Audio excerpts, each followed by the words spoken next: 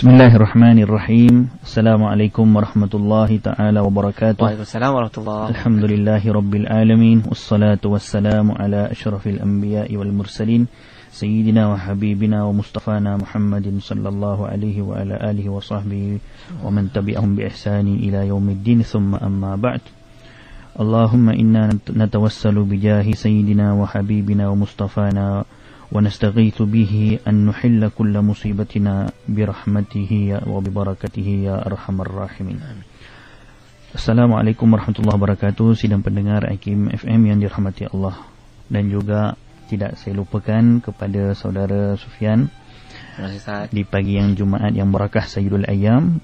Kita panjatkan kesyukuran yang tidak terhingga ke hadirat Allah Subhanahu wa taala dengan limpah rahmat beserta inayah daripada Allah dapat diberi peluang kepada kita untuk berkongsi sedikit ilmu berkaitan dengan apa yang telah ditetapkan daripada tajuk yang sama-sama kita akan bincangkan dan sama-sama kita akan kupaskan insya-Allah. Jadi sidang pendengar Hakim yang dirahmati Allah sekalian, insya-Allah pada pagi yang barakah ini kita akan kongsikan perbincangan berkaitan dengan apa yang telah disebutkan sebentar tadi oleh saudara Sufyan berkaitan dengan ujian daripada Allah. Bagaimana kita selaku seorang yang beriman kepada Allah Subhanahu wa taala menghadapi ujian, dan ujian itu tidak kira dalam bentuk macam mana ianya datang kepada kita. Saya suka mulakan dengan memberikan takrifan kepada ujian. Kalau dalam istilah bahasa Arab, ianya dikenali sebagai ibtila. Allah sebut dalam Al-Quran, walanabluwannakum, kami akan menguji kamu wahai orang-orang beriman. Jadi al-ibtila, ujian yang datang daripada Allah Subhanahu wa taala kepada makhluk dalam pelbagai bentuk. Pertama adalah dipanggil sebagai al-musibah. Yang kedua dipanggil sebagai al-azab. Kita selaku orang yang beriman dan juga umat Sayyidina Rasulullah sallallahu alaihi wasallam, antara keistimewaan kita adalah Allah Subhanahu wa taala tidak akan turunkan azab kepada umat Nabi Muhammad. Subhanallah, ini sesuai dengan apa yang disebut dalam Al-Quran, wa ma kunna mu'adzibina wa anta fihim. Kami tidak akan sama sekali mengazab selagi kamu berada di situ wahai Muhammad. Jadi apa yang ditimpa kepada kita pada zaman sekarang ni adalah dipanggil sebagai musibah ataupun ibtila. Kita tak panggil sebagai azab. Sebab apa? Kalau azab daripada Allah Subhanahu wa taala itu adalah secara umum membinasakan semua orang. Tapi kita ditimpa, yang menimpa kepada kita sekarang ni adalah dipanggil sebagai musibah. Dalam Al-Quran Allah Subhanahu wa taala menyebutkan tentang hakikat musibah dalam beberapa tempat daripada ayat Al-Quran. Saya suka membincangkan musibah ni dari segi pertama, hakikat musibah. Kita kena faham, Fian, apakah sebenarnya hakikat mafhum daripada musibah. Pertama sekali, musibah ataupun ujian, ianya kita kena faham mempunyai dua hakikat. Hakikat pertama ialah musibah ini adalah telah ditentukan oleh Allah sebelum ianya berlaku. Bahkan sebelum kita diciptakan, bahkan sebelum orang yang ditimpa musibah itu dilahirkan, sebelum orang itu ditiupkan roh lagi, Allah terlebih dahulu telah menetapkan musibah yang akan berlaku ke atas seseorang. Itu yang pertama. Yakni al-musibah muqaddarah minallah. Musibah adalah suatu perkara, ujian adalah suatu perkara yang telah ditentukan di sisi Allah Subhanahu wa taala. Yang kedua, ujian dan musibah ini kita pandang dari segi ianya adalah sebagai rahmat kepada kita, dari segi musibah akan menghapuskan dosa kepada orang yang ditimpa musibah.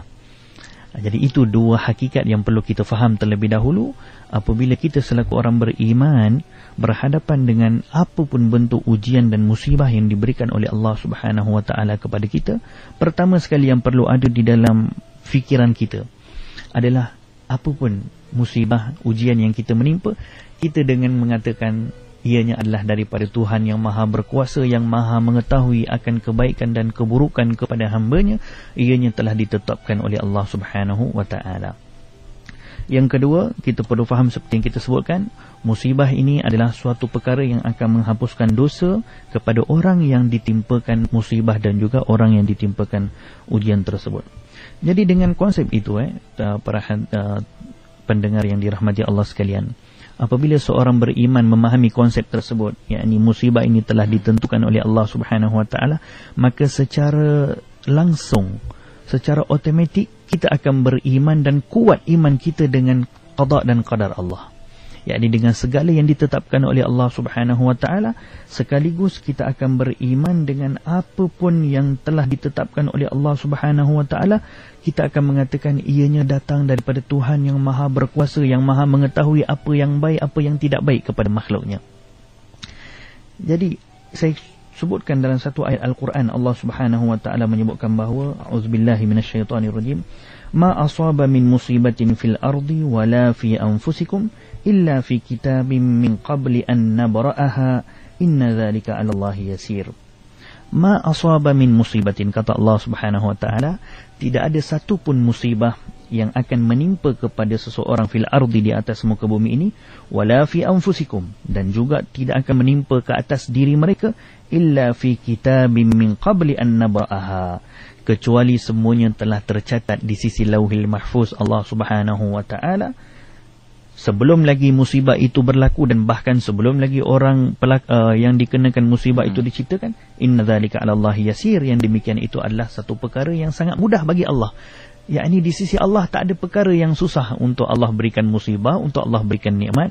Tetapi sebagai orang yang beriman dengan kekuasaan Allah, yang mengakui akan dirinya adalah hamba kepada Allah, perlu mengatakan bahawa apabila kita ditimpa ujian, perlu ditimpa musibah, kita mengatakan dengan istirja kepada Allah, kembalikan ianya kepada Allah Subhanahu Wa Taala dengan menyebutkan inna lillahi wa inna ilaihi raji'un. Dan apabila kita diberikan nikmat oleh Allah Subhanahu Wa Taala, kita balasnya dengan mengucapkan alhamdulillah. Sebahagian para awliya ilahi salihin, para hadirin hadirat yang dirahmati Allah sekalian, kita biasa dengar bahawa kalau ditimpa musibah, mendengar sesuatu musibah, ujian dan sebagainya, kita diajarkan untuk mengatakan inna lillahi wa inna ilaihi raji'un.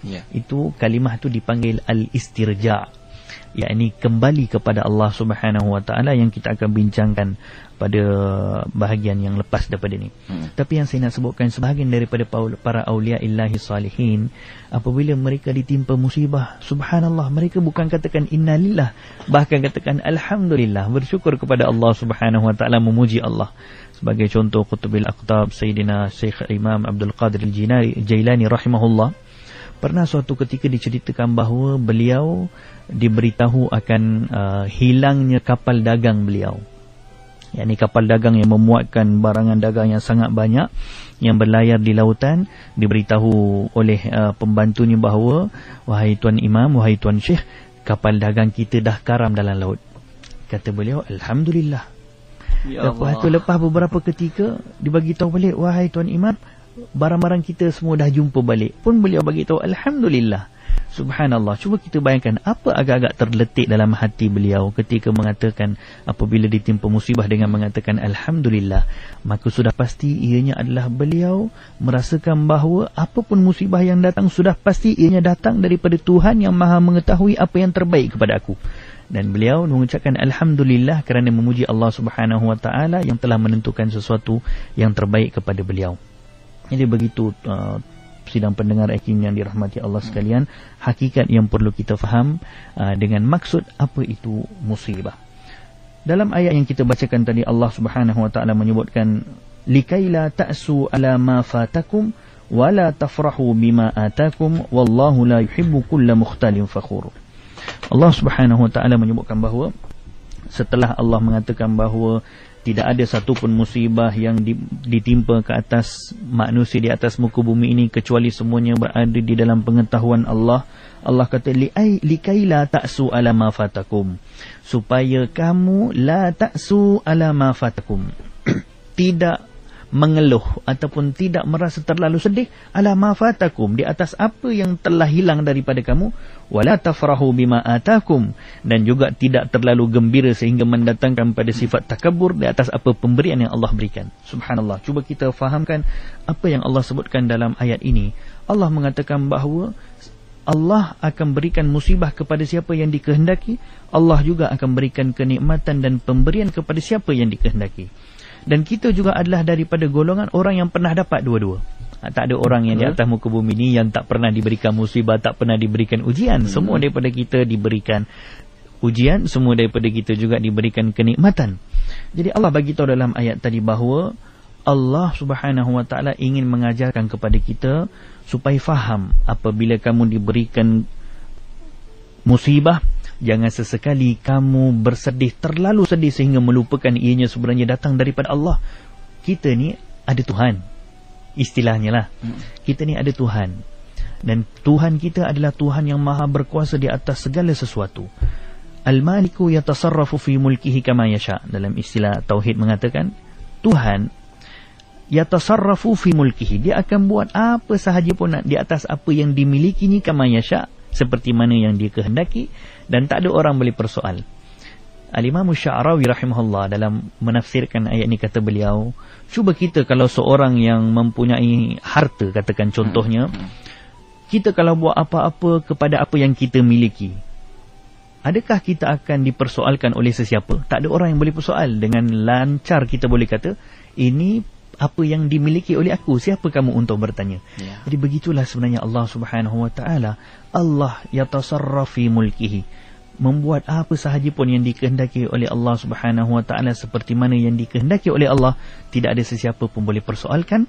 Dan yang seterusnya, begitu juga kata Syekh Sya'rawi rahimahullah, kalau seorang yang memiliki sesuatu, adakah dia akan membuatkan kerosakan di atas apa yang dimilikinya? Sudah tentu kita akan katakan orang yang berakal takkan dia nak buat kerosakan di atas apa yang dimiliki. Begitulah Allah Subhanahu Wa Taala, Tuhan yang memiliki segala sesuatu, tidak akan sama sekali menghendakkan kerosakan, membuat sesuatu yang tidak baik kepada apa yang berlaku kepada hamba-Nya. Itu yang disebutkan sebagai mafhum ataupun hakikat daripada musibah. Pertama, kita kena faham ianya adalah maqdur, muqaddarah minallah, telah ditentukan oleh Allah sebelum berlaku. Sama ada kita terima ataupun kita tidak terima, sama ada kita mampu untuk terima ataupun tak mampu untuk terima, kita kena faham itu adalah daripada Allah Subhanahu Wa Taala. Yang kedua, musibah ini menghapuskan dosa. Allah Subhanahu Wa Taala sebutkan dalam Al-Quran bahawa bagaimana kita perlu faham musibah ini menghapuskan dosa. Allah sebut dalam Al-Quran, ma asabaka min hasanatin faminallah wa ma asabaka min sayyi'atin famin nafsik. Apa-apa pun yang datang, musibah yang datang kepada kamu, ataupun apa yang menimpa kepada kamu daripada perkara-perkara baik, itu adalah daripada Allah. Yang menimpa kamu daripada perkara yang tidak baik, min nafsik, itu adalah daripada nafsik, daripada diri kamu sendiri. Jadi ini satu lagi persoalan yang perlu kita faham. Macam mana kita katakan bahawa kalau yang baik daripada Allah, kalau yang tidak baik, Allah sendiri kata dalam Al-Quran adalah daripada kita, sedangkan kita beriman semua perkara baik, semua perkara yang tidak baik, semuanya daripada Allah Subhanahu Wa Taala. Ini kita kena faham. Dalam ayat Al-Quran ni Allah mengajarkan kita beradab dengan Allah. Bagaimana beradab dengan Allah? Beradab apabila kita menyandarkan sesuatu yang tidak baik kepada Allah, itu adalah tidak beradab. Walaupun kita faham apa yang tidak baik yang berlaku kepada kita, itu juga apa yang telah ditentukan oleh Allah. Tapi kita kena faham, semua musibah yang berlaku kepada kita dalam ayat ini, Allah nak bagi tahu, ini adalah kerana hasil tangan kita sendiri. Untuk Allah menghapuskan dosa kepada orang yang ditimpakan musibah. Hikmah, kalau kita lihat, apa hikmah? Allah jadikan musibah ini ditimpakan kepada seseorang, ujian yang Allah timpakan kepada seseorang untuk menghapuskan dosa. Syekh Sya'rawi rahimahullah bagi tahu bahawa ini adalah satu hikmah yang sangat perlu kita panjatkan kesyukuran yang tidak terhingga ke hadirat Allah Subhanahu Wa Taala di atas kita ditimpakan musibah. Kerana apa? Apabila seseorang ditimpakan ujian, dalam apapun bentuk ujian, sama ada dari segi harta, dari segi kesihatan badannya, dari segi kematian dan sebagainya, sebenarnya Allah Subhanahu Wa Taala menghendaki kepada orang yang ditimpa musibah dan ujian tersebut adalah untuk menghapuskan dosanya. Subhanallah, alangkah rahmatnya Allah Subhanahu Wa Taala kepada kita. Allah mahukan dosa yang ditimpakan, musibah yang ditimpakan kepada hamba-Nya, dosa mereka itu diampunkan di dunia lagi. Supaya apa? Supaya Allah tidak menyimpan balasan tersebut di hari akhirat. Kerana apa? Kalau balasan itu Allah simpan sehingga hari akhirat, kita faham bahawa balasan Allah di hari akhirat adalah sangat dahsyat. Jadi setiap orang yang diberikan apapun bentuk ujian, apapun bentuk musibah, kena faham ianya adalah untuk menghapuskan dosanya yang telah dia buat, supaya Allah tidak mahu dosanya itu dibawa ke hari akhirat untuk diberikan balasan yang lebih dahsyat. Allah Subhanahu Wa Taala menghendaki kepada kita ketika itu adalah memberikan keringanan kepada kita untuk bertemu Allah Subhanahu Wa Taala di hari akhirat, insya-Allah, supaya tidak diberatkan dengan dosa-dosa yang lain bertimpa-timpa di akhirat nanti. Betul. Ya Allah. Jadi ada kalanya ujian itu turun di dunia lagi, ataupun musibah itu turun di dunia lagi, supaya banyak dosa kita boleh dihapuskan. Yeah. Ustaz, bila Ustaz sebut awal tadi, sebelum kita buka ruangan untuk soalan daripada sahabat-sahabat sekalian yang kita lihat sekejap saja lagi, adakah wujud istilah musibah yang dirancang oleh manusia?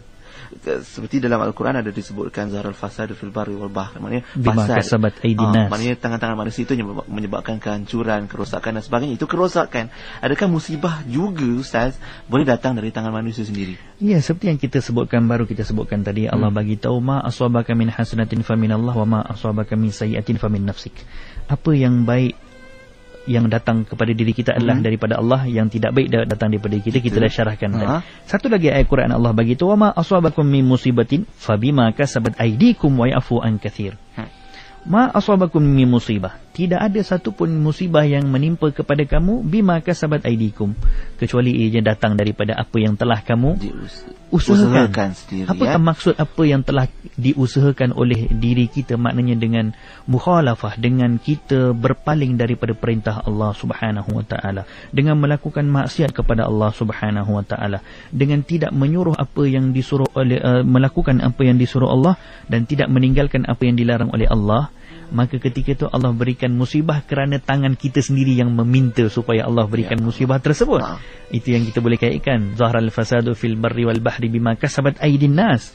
Berlaku kerosakan di atas muka bumi ini, sama ada di laut ataupun di darat, bima kasabat aydin nas, daripada tangan manusia. Maksudnya kita sama sekali mengatakan kita percaya musibah itu daripada Allah, tapi kerana manusia yang tidak mahu akur dengan perintah Allah, maka Allah berikan musibah tersebut untuk menghapuskan dosa yang mereka tidak mahu ikut apa yang disuruh oleh Allah Subhanahu Wa Taala. Kuncinya kita jugalah tentang letak tempat duduknya bila nak disebut itu. Mungkin Ustaz boleh jelaskan sikit istirja itu. Bismillahirrahmanirrahim. Allah sebut dalam Al-Quran, وَلَنَبْلُوَنَّكُمْ بِشَيْءٍ مِنَ الْخَوْفِ وَالْجُوءِ وَنَقْصٍ مِنَ الْأَمْوَالِ وَالْأَنْفُسِ وَالثَّمَرَاتِ وَبَشِّرِ الصَّابِرِينَ الَّذِينَ إِذَا أَصَابَتْهُمْ مُصِيبَةٌ قَالُوا إِنَّا لِلَّهِ وَإِنَّا إِلَيْهِ راجعون. Istirja, kalimah istirja tadi adalah ayat Al-Quran. Suatu kalimah barakah yang sangat ajib, yang sangat takjub, yang Allah ajarkan kepada Rasulullah sallallahu alaihi wasallam, yang tidak Allah berikan kepada umat sebelumnya. Hatta kepada baginda Nabi Yaqub alaihi salam diberitahu oleh dalam satu hadis oleh seorang tabi'in, Sa'id bin Jubair radhiyallahu anhu, diberitahu bahawa kalimah istirja, inna lillahi wa inna ilaihi raji'un, adalah min khususi hadhil ummah, adalah suatu pengkhususan, suatu keistimewaan yang Allah berikan kepada umat Sayyidina Rasulullah sallallahu alaihi wasallam. Kata beliau, kerana apa? Walau a'ta ahadun la ya'ta bi nabiyillah Yaqub, kata beliau, kalaulah Allah Subhanahu Wa Taala menghendaki satu kalimah ini diberikan kepada orang lain, nescaya Allah akan beritahu terlebih dahulu kepada Nabi Yaqub. Awalam tasma' qauluhu fi faqdi Yusuf, bukankah kamu mendengarkan apa yang disebutkan oleh Nabi Yaqub alaihi salam ketika hilang anaknya Nabi Yusuf alaihi salam? Apa disebut oleh Nabi Yaqub? Bukankah itu musibah yang ditimpa kepada Nabi Yaqub? Adakah Nabi Yaqub ketika itu menyebut inna lillahi wa inna ilaihi raji'un? Tidak. Nabi Yaqub kata apa? Ya asafa ala Yusuf, alangkah duka citanya aku dengan apa yang menimpa kepada anakku Yusuf. Nabi Yaqub tadi tidak diajarkan oleh Allah untuk menyebutkan inna lillahi wa inna ilaihi raji'un. Jadi kata Sa'id bin Jubair radhiyallahu anhu, ini adalah suatu kalimah barakah azim, suatu perkataan, suatu zikir barakah yang sangat takjub maknanya, yang diberikan khusus kepada umat Nabi Muhammad sallallahu alaihi wa ala alihi wasallam. Istirja, inna lillahi wa inna ilaihi raji'un, diucapkan apabila ditimpa apapun bentuk ujian, apapun bentuk musibah. Tidak kira ujian ataupun musibah dalam pelbagai bentuk, macam Fian sebut tadi, Bukan bermakna kalau masyarakat kita kadang memahami innalillah ketika ada kematian sahaja. Allah sebut dalam Al-Quran, wala nabluwannakum bi syai'in minal khawfi wal ju'i wa naqsim minal amwali wal anfusi was samarat.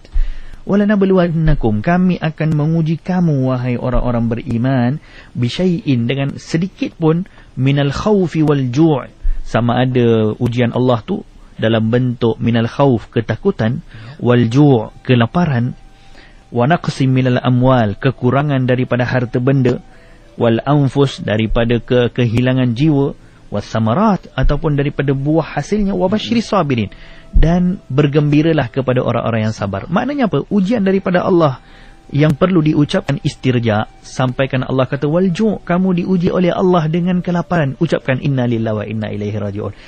Kamu diuji Allah dengan al-khauf, dengan ketakutan, ancaman musuh, ucap inna lillahi wa inna ilaihi raji'un. Kamu diuji Allah dengan musibah naqsi minal amwal, kekurangan pada harta, hilang harta, ataupun berlaku apa-apa kepada apa yang kita miliki, ucapkan inna lillah. Ataupun berlaku kepada al-anfus, kepada diri kita, dengan hilangnya orang-orang yang tersayang berada di sebelah kita contohnya, ataupun dicabut nyawa oleh Allah Subhanahu wa taala, kepada siapa pun ucapkan innalillah. Bahkan dalam ayat ni Allah kata wal anfus, hilang nyawa tu last sekali. Yang untuk ucapkan innalillah, al-anfus tu last sekali. Yang awal-awal Allah kata banyak ucapkan istirja, Allah mulakan dengan walaupun kamu diberikan dengan kemiskinan sekalipun. Lepas tu kata Allah setelah daripada ayat tu, alladzina idza ashabathum musibah, sesungguhnya kepada orang-orang yang ditimpakan musibah, qalu, katakanlah inna lillahi wa inna ilaihi raji'un.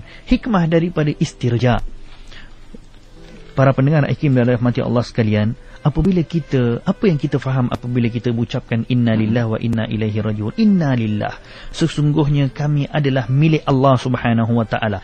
Bila kita sebut inna lillah, kami adalah milik Allah, maknanya kami, harta kami, diri kami, anak-anak kami, musibah yang menimpa kami, semuanya adalah milik Allah Subhanahu wa taala.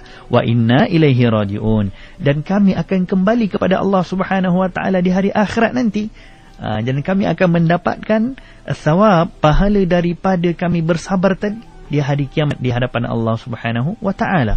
Inna lillahi wa inna ilaihi raji'un adalah suatu perkataan yang sangat barakah, sangat azim, menghimpunkan di situ kalimat tauhid yang sangat dahsyat. Inna lillahi, kami adalah milik Allah. Seolah-olah kita mengaku, apapun yang menimpa kepada kita, kita mengaku kita ni adalah milik Allah, maka terpulang kepada Allah di atas apa yang Allah tentukan kepada kita.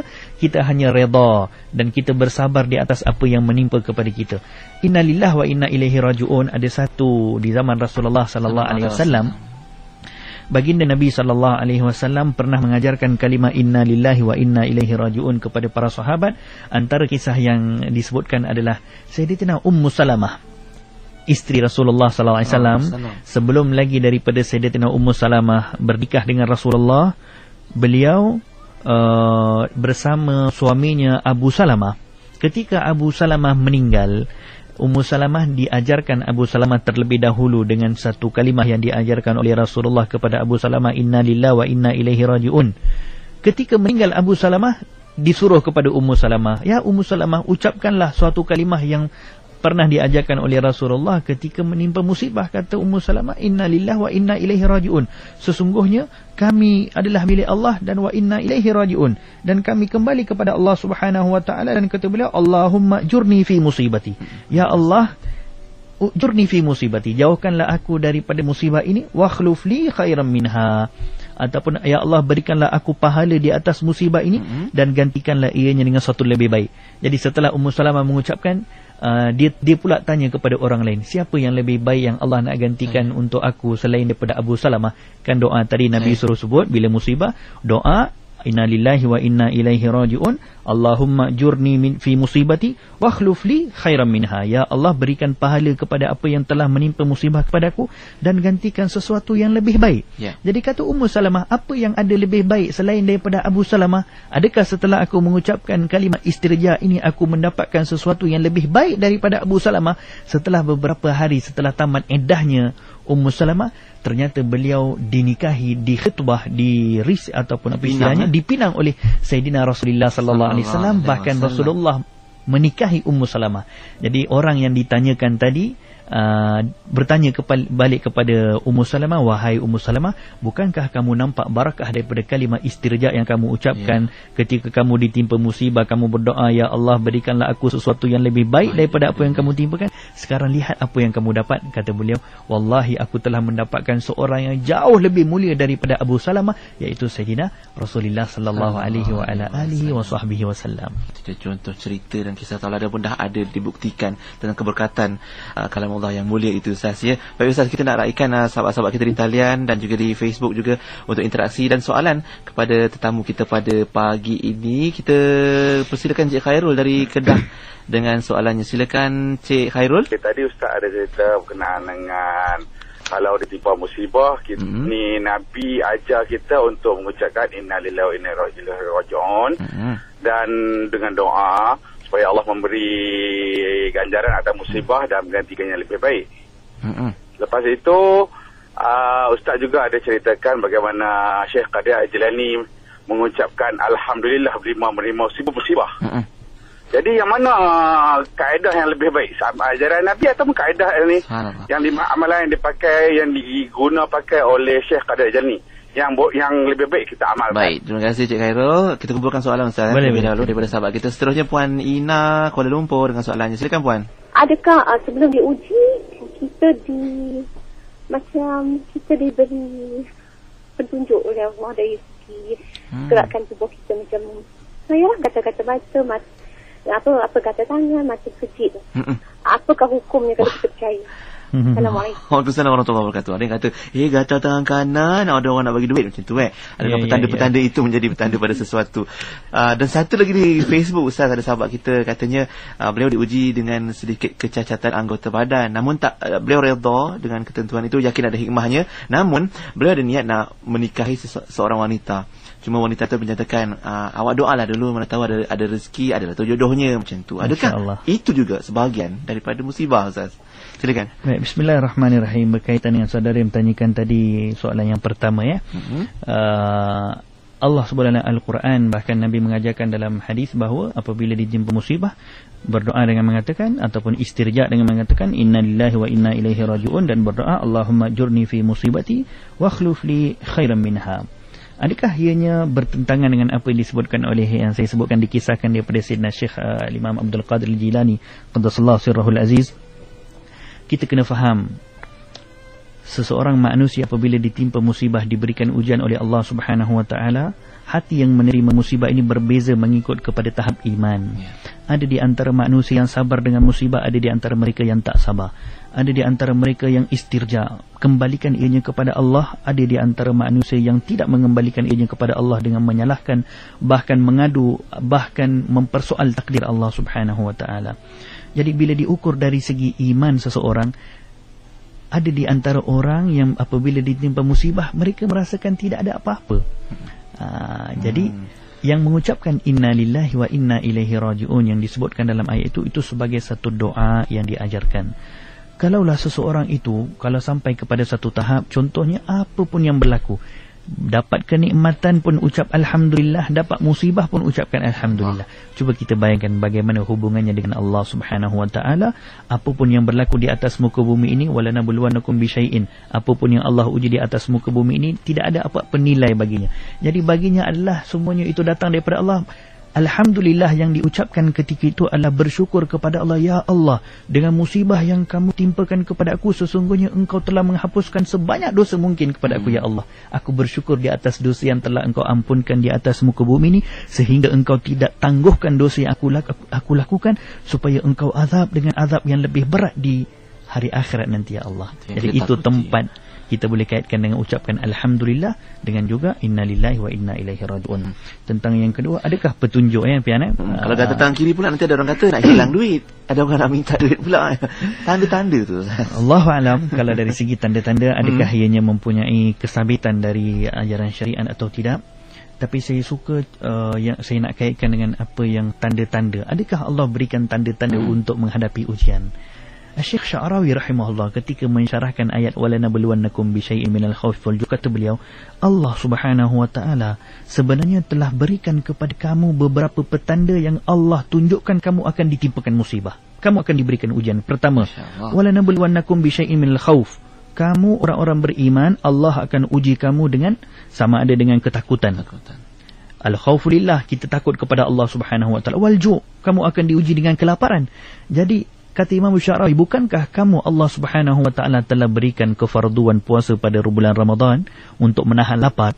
Jadi seolah-olah kata Imam Syekh Syarawi, Allah suruh kamu puasa, ketika itu Allah beri petunjuk kepada kamu, kalau kamu lepas ni diberikan ujian dengan kelaparan, dengan kemiskinan, kamu telah diberi petunjuk, dilatih oleh Allah terlebih dahulu dengan berpuasa.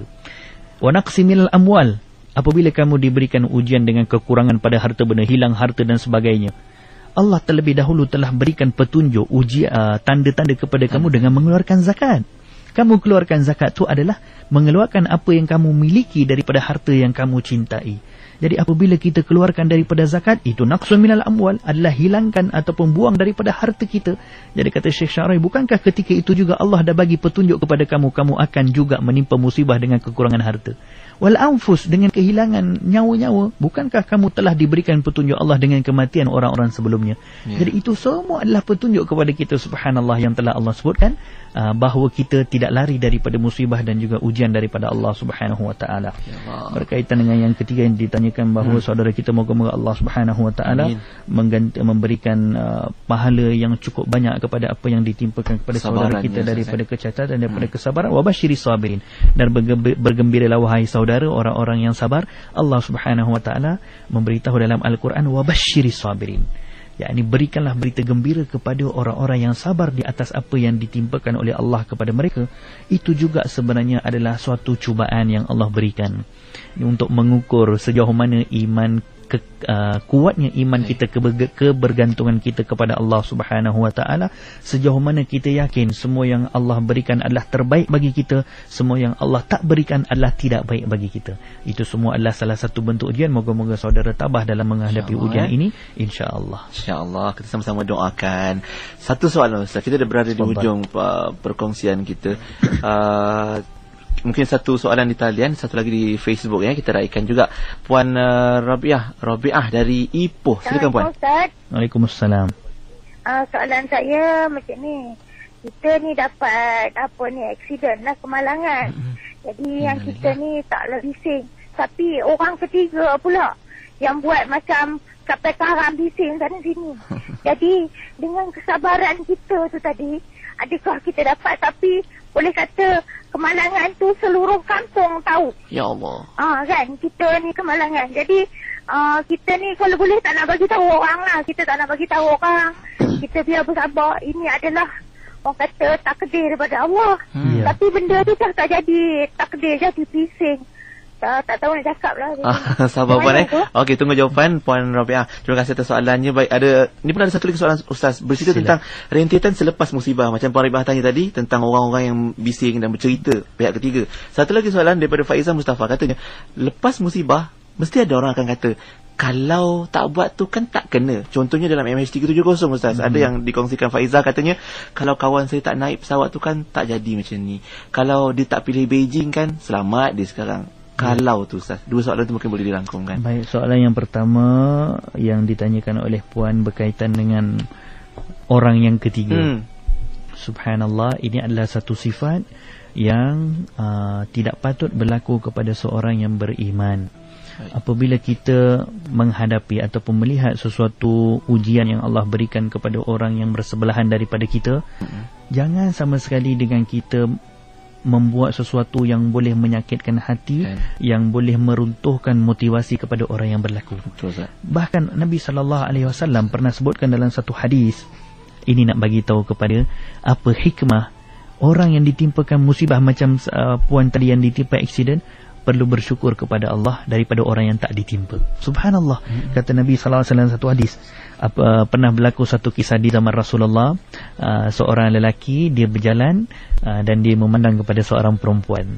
Lepas tu, lepas daripada dia berjalan seketika, dia terlanggar tembok dan dia jatuh menyebabkan mukanya terluka, dan dia pergi mengadu kepada Rasulullah sallallahu alaihi wasallam, "Ya Rasulullah, aku membuat suatu perkara yang tidak bagus." Allah terus berikan on the spot, Allah turunkan azab kepada aku, ya Rasulullah. Kata Nabi, "Innallaha idza arada bi'abdin khairan ajjalahu uqubatuhu fi dunyahu."